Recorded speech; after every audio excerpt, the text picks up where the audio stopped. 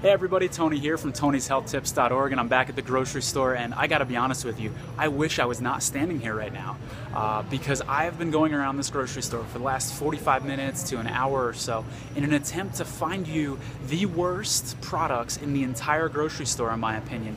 And ladies and gentlemen, I am not standing in the candy aisle. I am not over in that aisle over there that sells honey buns and Little Debbie snack cakes and things like that. I'm in the frozen dinner aisle, okay? So again, in my opinion, these are the worst items you can find in your grocery store. We've got our Weight Watchers Smart Ones, and then we've got some lean cuisine. You can see some of the prices on some of these items as well, okay? So I know that sounds hard to believe, but I mean it. I would rather eat like a bag of Skittles for dinner than one of these items, okay? The Skittles, I'm gonna take a hit with the sugar if I eat those. I'm gonna take a hit with having, a lot less nutrients, but I'm willing to take those hits because there isn't the smorgasbord of toxins that are in these products. Like, it's almost as if like Weight Watchers got together and they said, let's invite all the worst ingredients there are in food into this box. And then like those ingredients had babies. And those ingredients were even worse than their parents, and they were just sitting in this box waiting for you to eat them. That's how bad it is. This is a potpourri of toxins. That's what I'm holding right here. So that one was meatloaf, mashed potatoes, and gravy in that box. No, excuse me, this one is meatloaf, mashed potatoes, and gravy. This is by Stouffer's. The other one was Smart Ones by Weight Watchers. We got some beef, we got some noodles, we got some carrots, and some other vegetables in there, okay? So I'm gonna break down for you why these products are so darn harmful. Okay? And of course, it lies with the ingredients. Not to mention, by the way, when you've got frozen products that have been heated, frozen before they even get to you, and then let's be honest, you're gonna probably put them in the microwave anyways. You're losing tons of the enzymes every time you cook it anyways, so even the nutrients on the label aren't necessarily accurate. But let's put all that aside. Let's put aside the fact that we know the sodium content is gonna be astronomical. Let's look at the ingredients here, folks. So, when we look at these two ingredients, they're actually very similar because they're both in frozen dinners. I'm going to try to hold that right there for you. And when we look at those ingredients, we see some trends, okay? One of the things that we see in the ingredients is ammonium sulfate, okay? So ammonium sulfate is actually found in fertilizers and is found in household cleaners, okay? It's harmful in large doses, we know that, but we're told, hey, it's just a little bit, it won't hurt you, don't worry about that.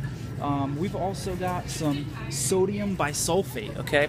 Sodium bisulfate is a chemical that if you Google it and you look on Google, it says call poison control if you consume too much of this. But then we're told, hey, it's just a little bit, it's not gonna hurt you. And that's a theme that we hear from the FDA. These chemicals that are incredibly harmful in large doses, they say it's just a little bit, it won't hurt you. And there's some truth to that, right? Like if you smoke a pack of cigarettes today, it's not gonna kill you.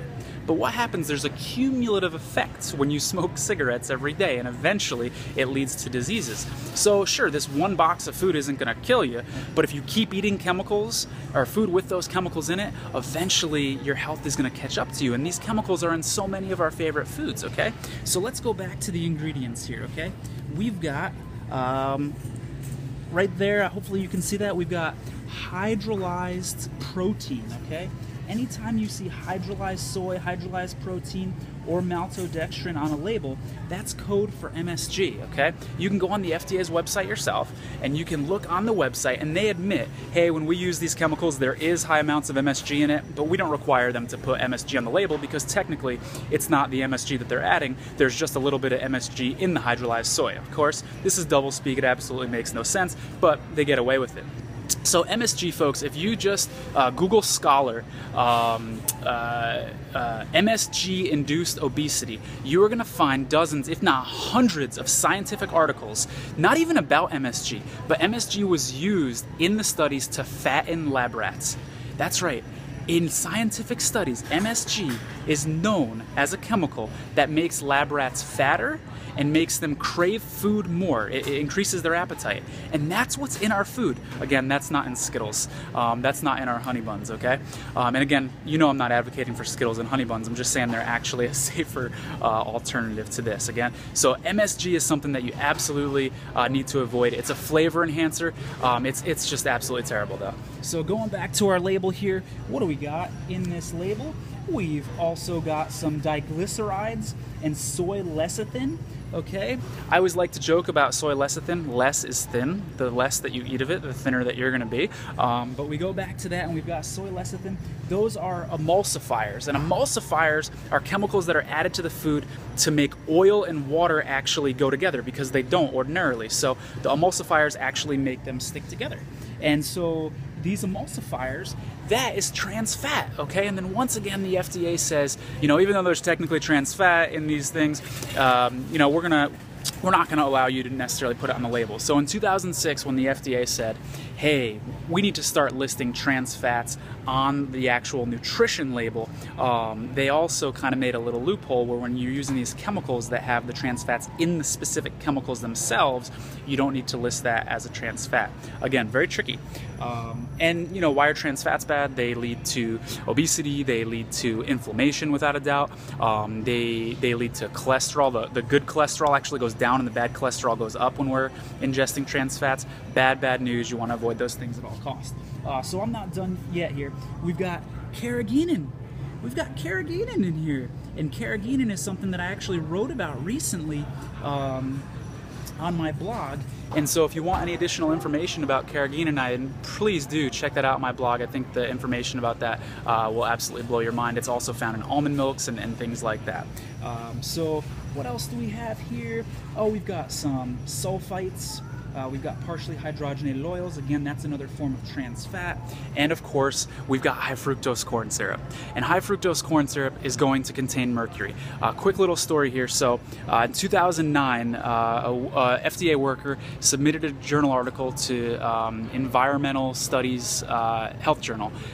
She requested, while working for the FDA, from the company that makes high fructose corn syrup, from a company, hey, I just want to test this for contaminants. Can you send me a batch so that I can test it? She tried on several occasions. They wouldn't send her the high fructose corn syrup, okay?